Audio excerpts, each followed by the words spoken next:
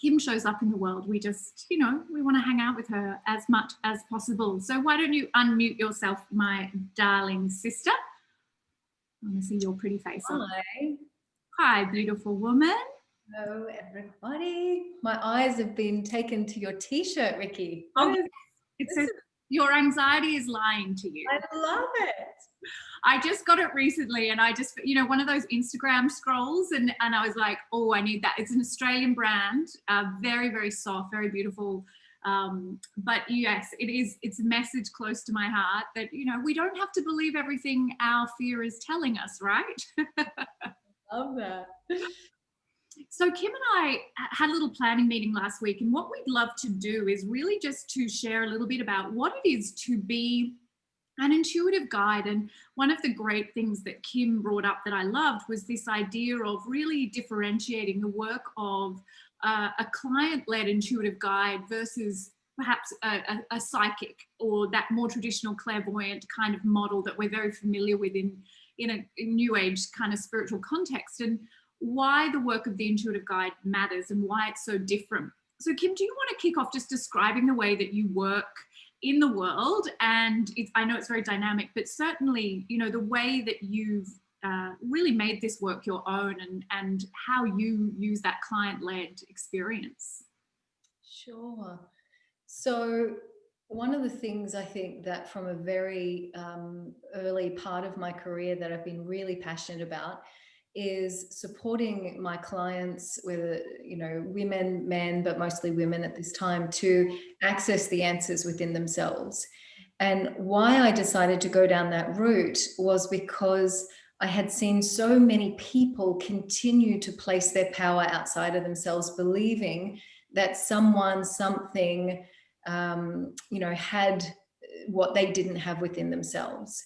And so it became this mission of mine to support women to really go deeper into connecting with their true center, their true sacred essence, so that they could activate their own intuition and be able to lean back into themselves and ground into their own truth.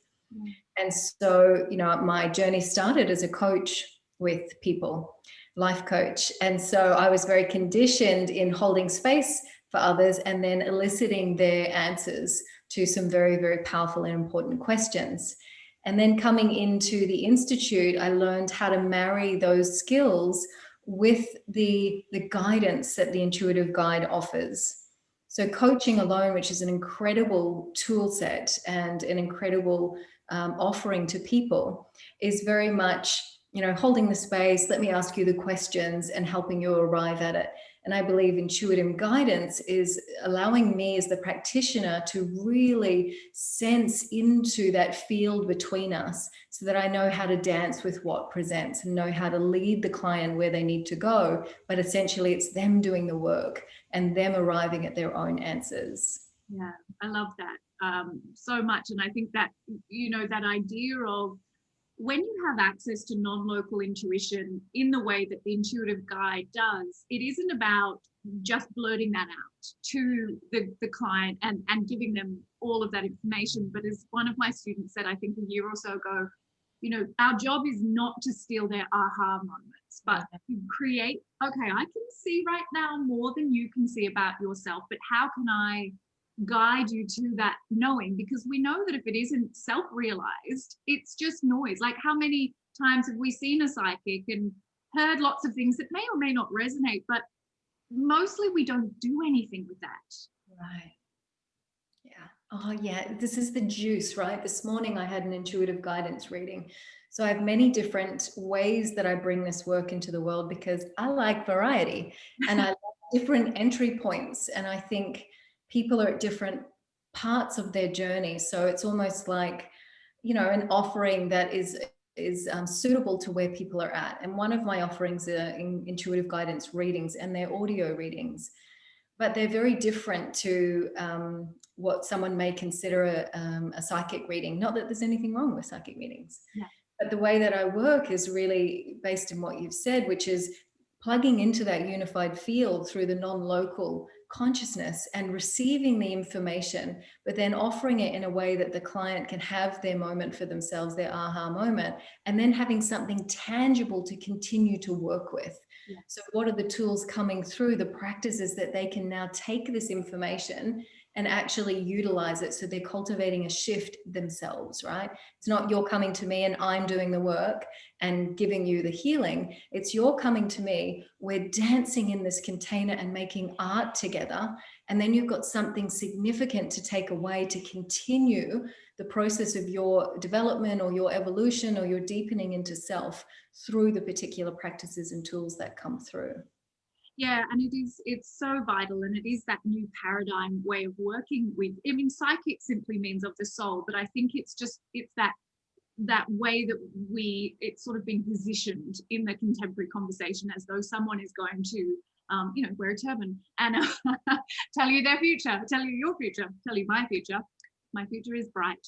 But I that self-reliance and that self-responsibility, it's a very big part. I don't work one-to-one anymore, but when I did, I had a contractual agreement with those that I served that if they weren't going to show up and do the work between sessions, they couldn't get their next session with me, because it couldn't just be that come and sit in my vibration, feel really good, go home and do nothing about what we've talked about. And I think that's very similar to what you do with your clients and students. Yeah, that's it. We say this, but it has such deep meaning. The work begins when the session ends.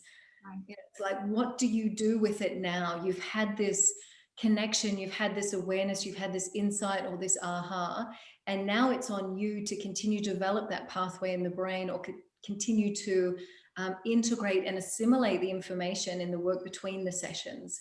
And same after doing the soul expansion training, which is my version of the Initiate, the Institute's Initiate program.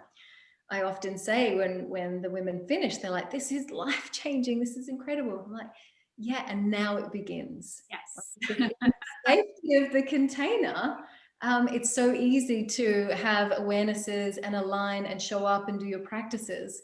But when that container is no longer present, we need to rely on what we've taught the person to do for themselves. And that's why I love this work so much. Yes. I don't want clients who are with me for 20 years, which, I love them and I don't want to lose them, of course, but you know what I mean, right? I want women to be able to find that within themselves and have the freedom to fly and come back to get some, readjustments every so often. Yeah, I agree. I think it's our job as, intuitive guides, as anyone working in this field, to have that ethical responsibility to know when a working relationship has gone into codependence for lots of reasons. That's why we train in ethics in the third level, because it is really, if we've done our job, ultimately we make ourselves redundant. And that's the greatest measure of success. But that redundancy doesn't mean forever, right? Because life happens and things are going to come back up and life situations change. So it really is about establishing co-authority in a session. I think that's what we were talking about when we met last week. I'd love for you to talk a bit about that as well. Yeah, I think for me, I work potentially differently to other intuitive guides because of my background in coaching. And so I like to have a structure and a framework. So something tangible where my clients can measure, what they came for and what they're leaving with. Now, quite often what they came for is not what they came for. And I know that you know what I'm talking about here, but what they believe they have signed up for, what it is they want to work on. And then through our practice and through the processes, we come out through the other side and having this deep level of understanding how to use the tools and practices that have been taught throughout our time together. Yeah. And I've just forgotten your question. No, I think you've completely answered that. It's just about, creating a container that isn't a codependent. It isn't about, I need you to keep coming back to me every week because that's how I pay my bills. So I'll just keep leading you on and we're not quite there. It's really much more about that self-authority and that self-reliance. And that's what I think the intuitive guide, yes, combined with all the other amazing skills, we want to foster that sense of the work will only work when you work it. Right. Absolutely. Yeah. And that, you go ahead. That's the point of, often when clients come back after a period of time, one of the first questions I ask is, how's your daily devotional practice? Yeah. Often met with, which is fabulous, because that's why I'm here, to remind, to plug back in And again, it's like we get into these states as human beings where we stop doing the things that we know deeply that we need to do. Yeah. So I'm here to remind people to come back to that, because, you know, we start going into looking outside of ourselves again. And sometimes we need that gentle reminder, okay, you know, how congruent are you with your practice? How much are you showing up for yourself? How willing are you to look inside and do the inner work and find the answers inside? Yeah.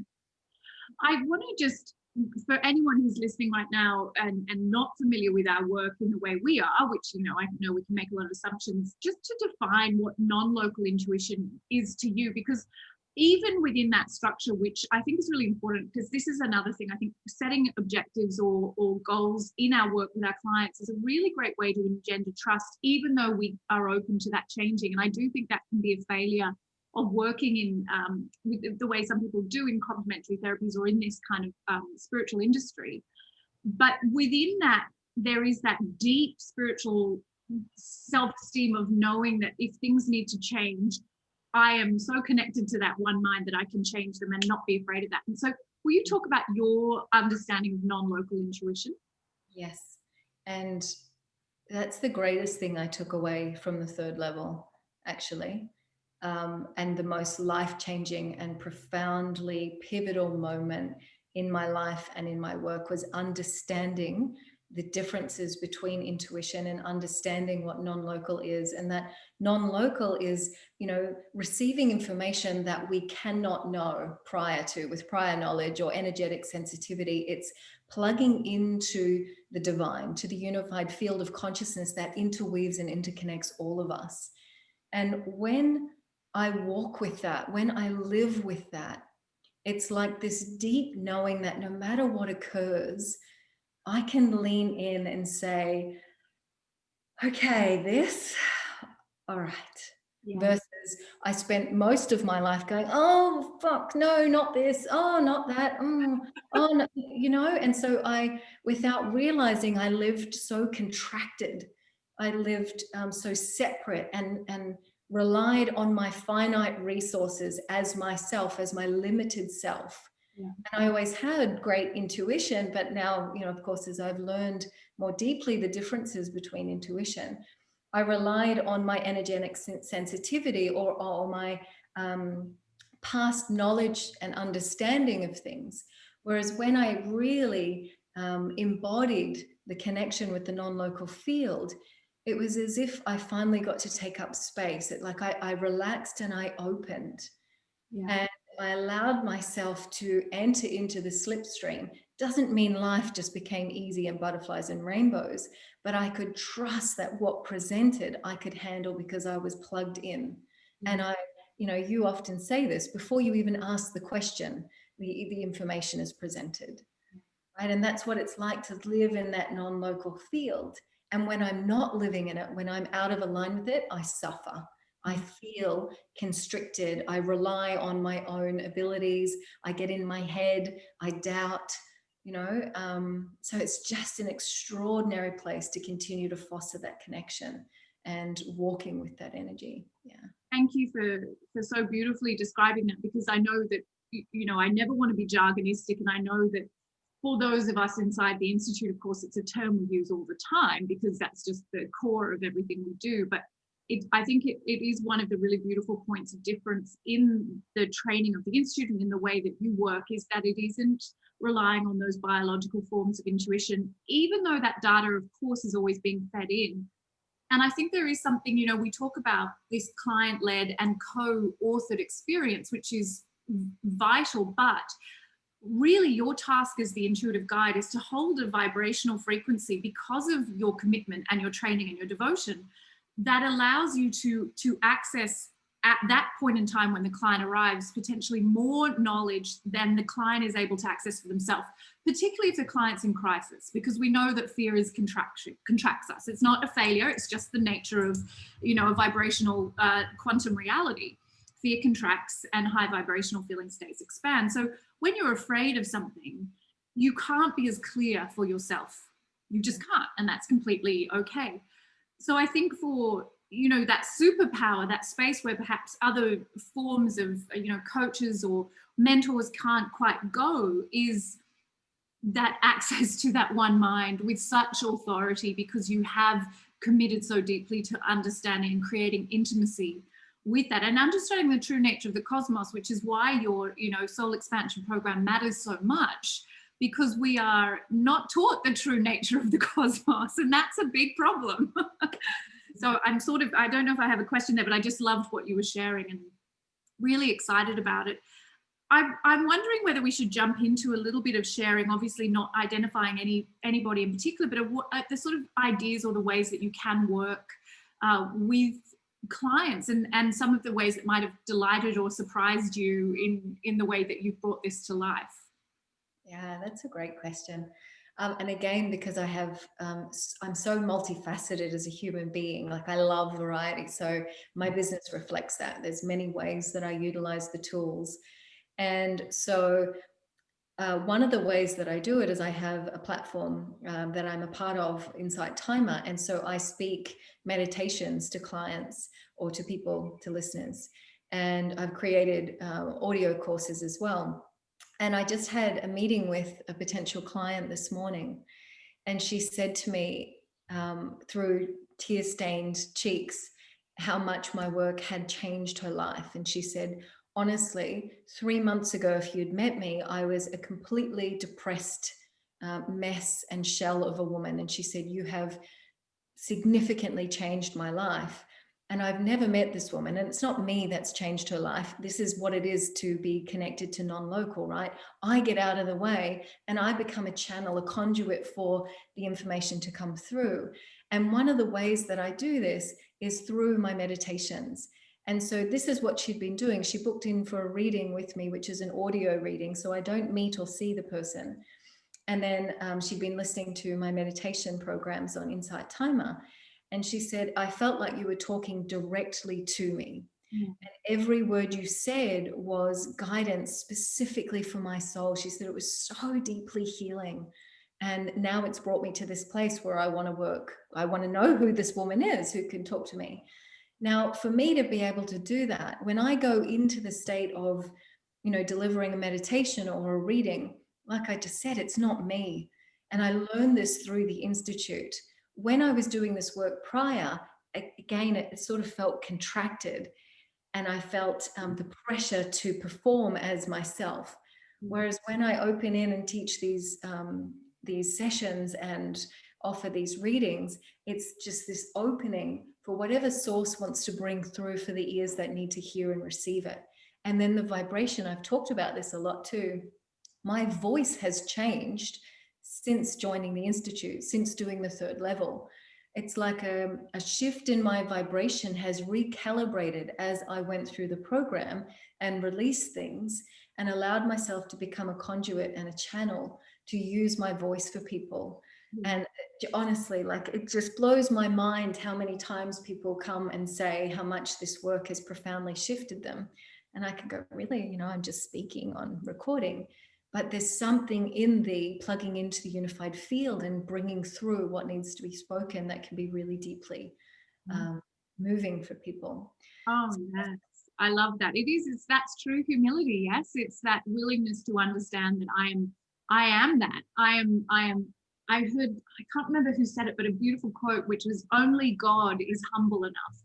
And it really captured it for me, because it's only in that acceptance of that absolute divine power that's moving through us that we can be humble enough to get on with the work. Because otherwise we trip up over that whole, oh, is it me? Oh God, am I good enough to do this?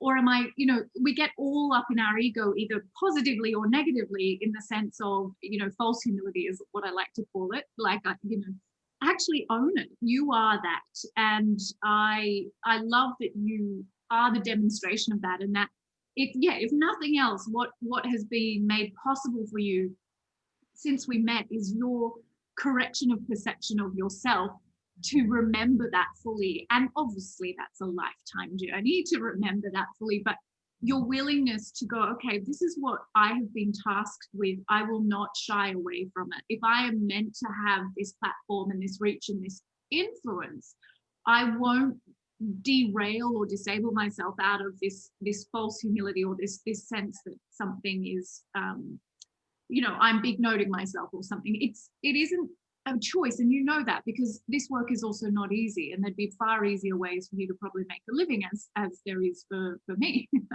But it isn't a choice. It's you've been chosen, and you're humble enough to follow that. So I really want to acknowledge that.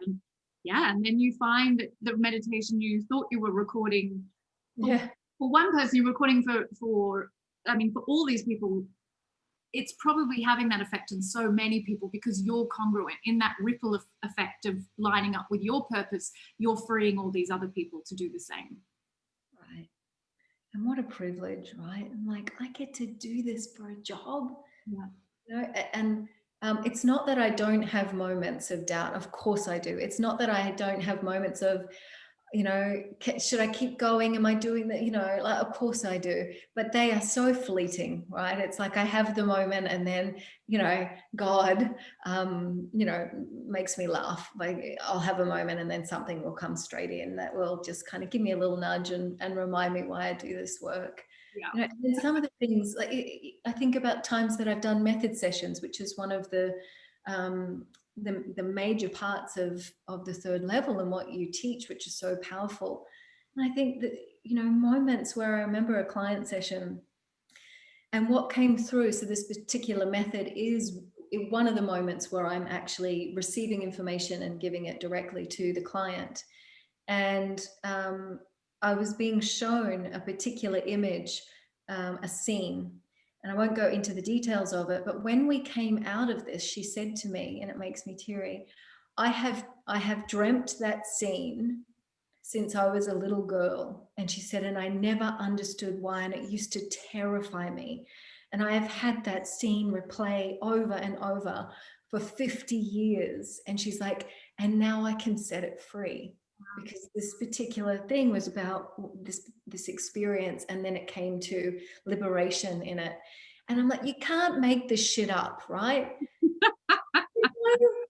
When you're plugged in and you want to think, is this true? Am I making this up? But when you give yourself over so fully, and you learn to trust so deeply, and your intention is so good, the desire to serve, it's like fucking miracles happen. And she unlocked something so extraordinary that day. And we were just both, tears streaming. It's like, wow, 50 years of the same vision on repeat that had traumatized her and then resolved. Yeah. Thank you for sharing that, because it is, yes, absolutely. That first we call it the method session, and that is the evaluation, where it's very intentional in that first meeting that we don't let the client report anything to us, because we want that pure connection to non-local intuition without any external influence. And whilst we're doing the talking, what's happening at the quantum level, that energetic exchange is very, very active. And even out of that first session, there's a requirement, please go away and work with the micro method for 7 days, and let's keep going if you're interested after that. But I think there's a sense of faith that can be really established in that session with the client, because it is pure non-local consciousness, and it is designed to support the client to move from fear to love, which is the intention of all our work. And so the information is so pure, and it's not wishy-washy. That's what I love about our work. There's nothing vague or wishy-washy about it. And those moments that happen all the time are just unlocking, as you say, ancient trauma, and freeing all this life force to come back into that person in this present moment now. And there's no more potent way to do that in such an efficient way.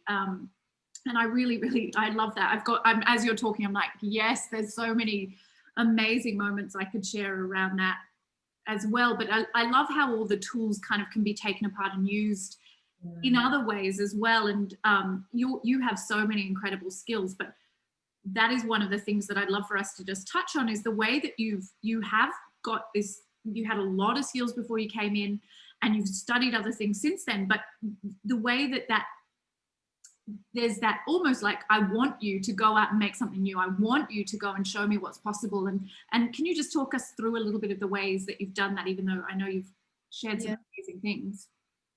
Yeah, I think I don't know. I don't know what I wanted when I joined the third level the first time. And so this was 3 years ago now. So I didn't know that I was training to become an intuitive guide, even though that may sound really strange because I signed up for a 12-month program, which was for exactly that. Um, but and when I was going through the third level, I was feeling like, oh no, and this was totally me, I need to put down my coaching framework.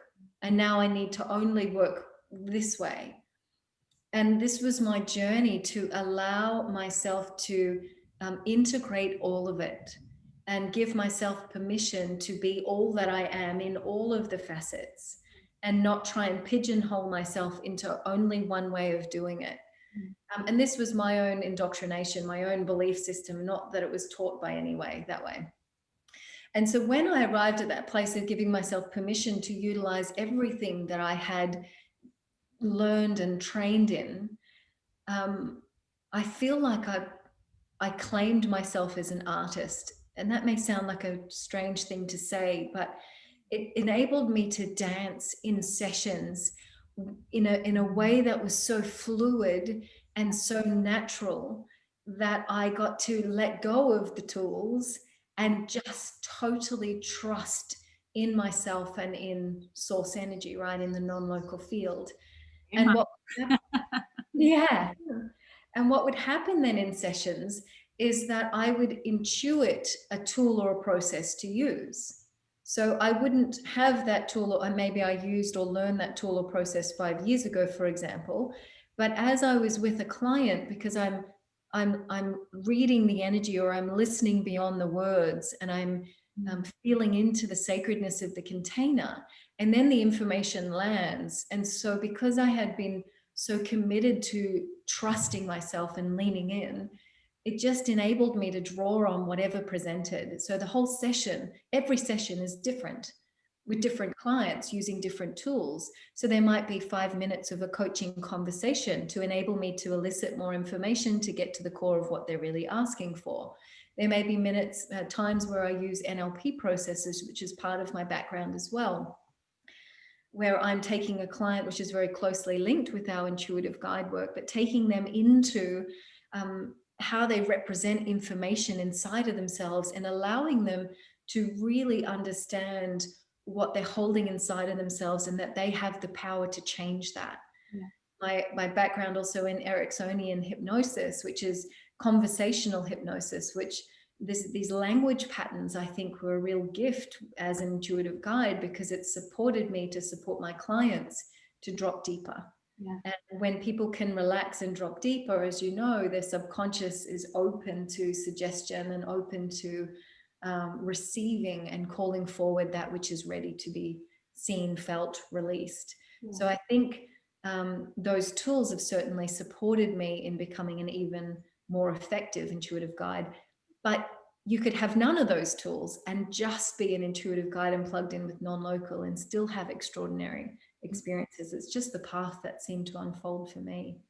But I'm very excited about that because, that is my, I train women as spiritual leaders. And what that means by definition to me is that you are innovators and you will go forward and you will create your own form out of whatever you've trained with me and whatever prior knowledge. And for you, that's very extensive. But more than anything, I think you said to me when we were preparing for this, you really signed up for yourself. This was to support you. And it is ultimately a spiritual fierceness boot camp, because if you don't have that self-esteem, that spiritual self-esteem in place by the end of the training, then I've done something wrong. But that is really it, because it's not about me teaching you anything. Ultimately, there is no better process. There's no one path to God. It's, do you as the guide deeply trust yourself as God, as the goddess, as infinite consciousness, to take your client to truth? And if you go into doubt at any point in that, then that will interrupt what is possible. And so when you use these terms, artist and dance, I feel it, because that's how I feel. Like, it feels to me like I'm weaving. Yeah. And if I drop my needle or I lose my place, then I'm, because of doubt, or I'm like, oh shit, was I supposed to, are we at week 6? What do we do at week 6 again? It must be much more like, okay, what God wants is what I'm showing up for. Based in a really strong grounding that I know enough, that I have these huge collection of tools, and that in that moment, it's going to show me what I need to do. And you just described that process so beautifully, and I'm so grateful, because it's just my true heart's desire for what I want. The last few rounds of the third level, we've had more focus on preparing women for those follow-up sessions, those after the method sessions, and there is a real like, can we have a script for that bit? It's like, it's okay if that takes time. If it's okay if that is an apprenticeship, and for us to attain mastery and to be in a joyful creative space, I think you would agree with this, it takes time, and that's okay. Oh, absolutely. Yeah. And I was sharing this with some of the graduates in the third level a couple of weeks ago. You know, I still have moments during session where I will say, God, I need you now, like now, because I've dropped my thread. Yeah. Right. But that's it. It's like that. I have that clear willingness, and it never lets me down, ever. Not once have I ever not known after that moment where I'm going next and what's unfolding. Yeah. But yeah, it takes practice. It takes deep resilience and the willingness to keep showing up and trusting in yourself, right? And this is what we teach in Soul Expansion, or the Initiate Program, the Law of Correspondence: as within, so without. If you don't trust yourself, how do you expect yourself to trust in God? If you don't trust in God, how can you trust in yourself? Because you are that. Yes. And so my work has been so fiercely committing to knowing myself as that, and doing the work to stay congruent and stay aligned, and feeling when I'm off. Yeah. Right? And coming back to it. And that's what I believe makes me the most effective guide that I can be, because people feel that. So when they're in session, or they're hearing my recordings, or they're hearing the readings, yeah, they sense that energy. That container feels safe because the resonance is congruent, right? Absolutely. And we've, you and I have both been talking a lot about embodiment lately. And it is that idea that if the nervous system of the client can't come into, at that relaxed state, if we can't get them into alpha or theta brainwave state, if we can't move them into their parasympathetic nervous system, there isn't a receipt of the energetic or vibrational formula of energy that's available, because they're in a state that can't receive it. And so it is absolutely our primary task to make them feel safe enough to get unsafe, as in to get out of their comfort zone. But that can often be a missing link. And I think for so many of us in the current paradigm of contemporary life, we are existing in that sympathetic nervous system without a knowledge of it. We don't even know that we're living in that state. And therefore, to be able to switch someone out of that, and to understand the only real healing occurs at the level of the theta brainwave state, then we've already got this huge advantage on people who might have really great intentions, but are just putting a Band-Aid over a pretty shit situation. Right. Oh yeah, this is why I was so excited when I saw your advanced practitioner training, right, beginning next year, because this is everything that I practice, everything that I believe in, and is the embodiment of it, and allowing people to arrive at that place within themselves where they can finally, after no doubt years of battling, take a breath and sort of soften and allow the work to begin to do what it's here to do, and integrate and release. But it takes skill, and it takes learning these trainings and applying them. Yes, and I think really, so much of what we do is it's understanding the science. And, you can have the best will in the world, but it is really understanding what you're working with. And I think that's something that's very exciting. And, it's a first-hand teacher for me. Like my t-shirt says, anxiety is a great teacher, and it has been, and it feels very much like it's part of my fabric of my being. It's not a failure of character, which is how I judged myself for it for so long. And to recognize that fear is a friendly ally and anxiety is actually part of my intuition technology has been a real game changer for me. And so, I'm very committed to it, and I'm sure you are, maybe in different language also, to having a different conversation around trauma, and really addressing the quantum nature of the individual, and recognizing that a miracle is simply a shift in perception, and that we can shift perception much more quickly than we've been told we can through the talking therapy model or other great models. But we do have more capacity to change things and free people much more quickly. Yes, I love a client of mine who, oh, fuck, I love her, who had been in therapy and trauma counseling for so many years. And then she had to take a break from it because she felt that she just kept getting re-traumatized. And again, not that there's anything wrong with trauma counseling and therapy. Of course, there's a time and a place, and it's so important. And yes, when she allowed herself to safely arrive at a radical shift in perception, it just was like a light bulb turned on, and she was like, I cannot believe how long I have held this and this story and this dense energy around this when this was available to me. Yeah. And just, yeah, this work is extraordinary. What it can do.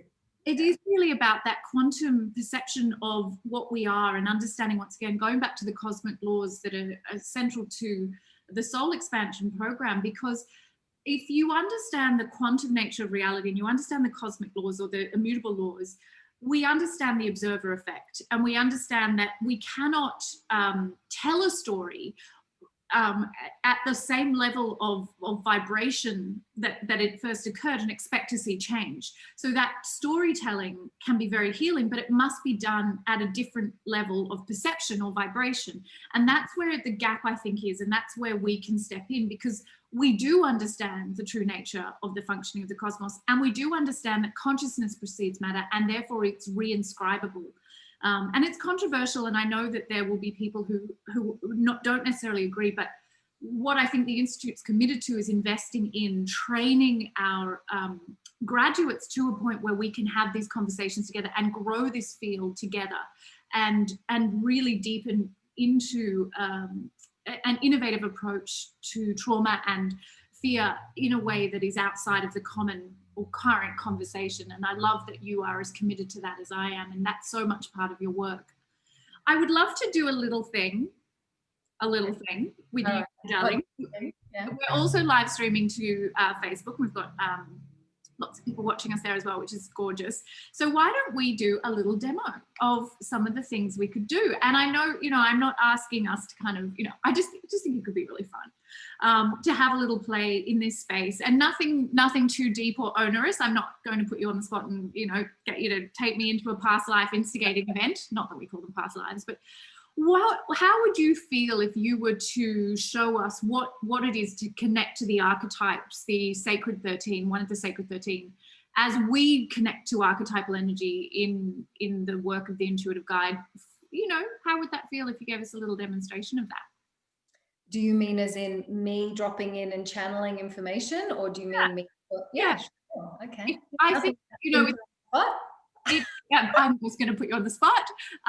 It's one of my favorite parts of our work, because we are bringing a new conversation to channeling as well. And really what we're doing is just altering our vibration. So for a few moments of time, we just take our vibration so high that we can tune into whatever that frequency is. And, I think it's a lovely thing it's a lovely humbling thing for you and I to be able to also kind of show up and show these things. And then you can tell me what part of the tools you want me to do on you afterwards. That's you get to then choose that. So if you're happy to do a little demonstration of tuning into an archetype for all of us, or for me, whatever feels right, I would love that. Okay. So what I'm doing for me personally, when I tune in, I always place my hand upon my heart, which signals to my nervous system that I'm safe to relax, and also awakens me to receiving my non-local through the energy of my heart center.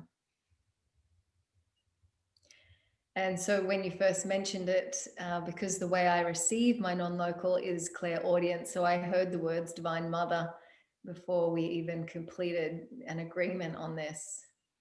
And so I'm just going to allow that information to come through from the Divine Mother. So this message is going to be for you, and that is the collective you. So whoever needs to receive this right now.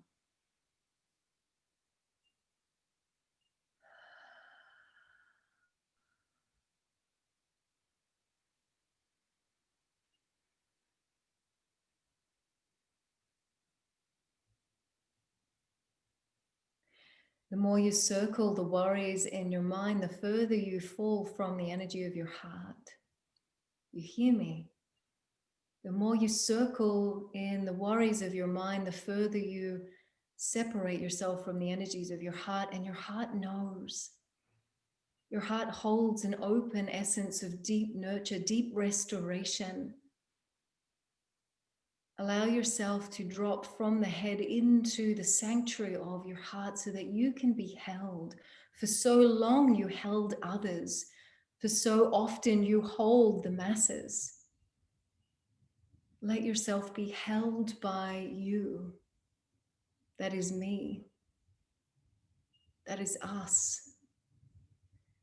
Lean in and receive the deep nectar, the deep nurture that swirls in the sacred center, in the heart within your heart. You give out. When will you receive? Slow down enough to receive for yourself.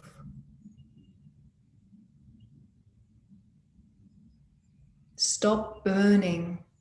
Burning, burning, burning, churning, always thinking, churning, burning. Slow down and receive. Open into the nectar, into the nurture. Feel your feet ground. Soften, open. Lay down. Let yourself be held. For in the allowing of yourself to be held, you have a greater capacity to serve.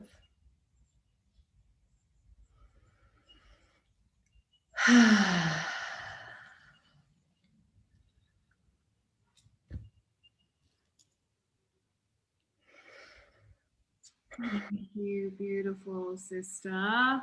That just, Georgia says, holy moly. I needed that message too. Oh, yeah. That was, yeah, just so blissful and such a beautiful demonstration. And I know I put you on the spot, but I am so grateful that you were willing to share that with us and to give us that insight into, you know, really how effortless it can become when you're willing to just be in service. And Ricky says, hey, Kim, and you go, okay. This is the training that we get, right? You asked me to do that years past, and there's no amount of convincing. I wouldn't believe it. I wouldn't believe that I could do it. But through the training, you know, it's got nothing to do with me. It's not my business even. My business is show up, open, and serve. Yeah. You're welcome, Donna. Yeah, Donna says, powerful message. Thank you, sister. So I'm now willing for you to put me on the spot in any way you like. If you would like to, you're very welcome to ask anything of me that you would like. I'm not going to predict your live. Yeah. Yeah. Oh, where will I be in 15 years? Well, I'm pretty sure it'll be iconic because I'm pretty sure that program has been absolutely assured in the field. Awesome. What about a chakra analysis? Of course. And would you like me to do that with or for you, or with the kind of collective energy of whatever's showing up? Whichever. I trust your guidance, so it's probably. My darling. Well, this is for you if you're happy for me to share in this space, and I really honor you for that, because I know, you know, receiving can be much harder than giving, right? Like.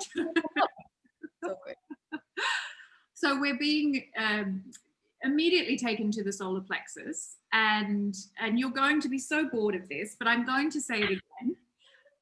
We are still sitting with some fear of our own power. Okay. And there is a sense of really willingness, but also disbelief or hesitation. And that is very much a learned behavior. And I'd be really interested for you in your own time to go away and look at the early figures in your life who gave you a sense that humility was to hide or to never draw attention to themselves. Because it feels like there is a strong demonstration of that is what a good person is. And that if there's almost like a moral, like a little bit of a moral war going on, where if I become the full expression, the full power, the full success, the full influence, the icon that I feel God is asking me to be in service, that it makes me a bad person. Now, this is deep, and I know that you have great courage and work very deeply, which is why I can go straight to the heart of the matter. So there is sitting in there that shadow aspect, which is I would be somehow going against what I was taught is a morally good person. A morally good person, not immorally. So I invite you just to notice, because sometimes these programs can just be so subtle, of people who are around us who, through martyrdom or sacrifice, seemed to, that's how they were good. They were good because they were suffering at some level. And that it is entirely appropriate and right for goodness to prevail in great power. Because if it doesn't, what hope do we have? And it is very much a final piece for you, dear one, because the keys are all there, the elements are all there, and I feel you've heard me say, please take the brakes off 100 times before, but that you are not in any way becoming an immoral or bad person if you shine so brightly.